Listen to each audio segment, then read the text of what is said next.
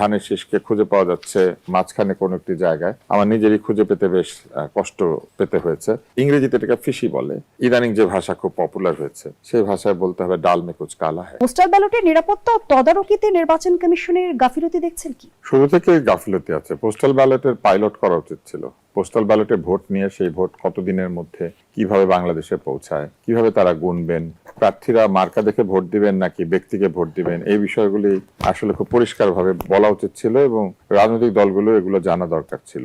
আমরা যে ঘটনাটি দেখেছি সেটি হচ্ছে যে একটি দেশে একটি বিশেষ রাজনৈতিক দলের নেতা বলে পরিচিত একজনের বাড়িতে বা তার কাছে অনেকগুলি পোস্টাল ব্যালট পাওয়া গিয়েছে এবং আরো একটি জায়গাতে আমি হ্যাঁ না ভোটের ব্যালটও দেখেছি। এই যে বিষয়গুলি এগুলি আসলে পুরো বিষয়টাকে প্রশ্নবিদ্ধ করছে। শুধু তাই নয়, পোস্টাল ব্যালটে যারা ভোট দিচ্ছেন তারা অনেকগুলি মার্কা সেখানে আছে, কিন্তু এখনো তো প্রার্থী ঠিক হয় নাই, আসনে কে দাঁড়িয়েছেন, তাহলে ভোটটা তারা কিভাবে দিচ্ছেন এবং কিভাবে এই ভোটটা বাংলাদেশে এসে পৌঁছবে এবং এই ভোটগুলি গোনাগুনতি কিভাবে শেষ করা হবে এবং এগুলি আগে চলে আসলে সেগুলি কোথায় সংরক্ষণ করা হবে, এরকম নানান প্রশ্ন কিন্তু রয়েছে। তো সেই প্রশ্নগুলির কোনো সদুত্তর না দিয়েই পোস্টাল ব্যালট অন্যের বাড়িতে আবিষ্কৃত হওয়া এবং সেই ব্যালটে আবার মার্কাগুলো যেভাবে সন্নিবেশিত হয়েছে সেটা নিয়েও আপত্তির জায়গা রয়েছে।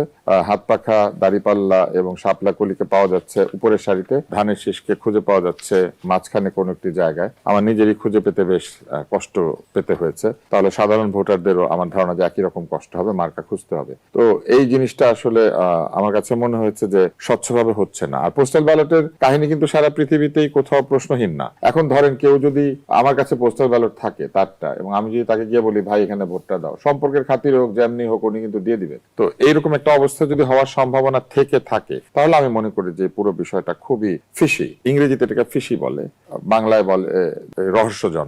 আর ইদানিং যে ভাষা খুব পপুলার হয়েছে সেই ভাষায় বলতে হবে ডাল মে কুছ কালা হ্যায়।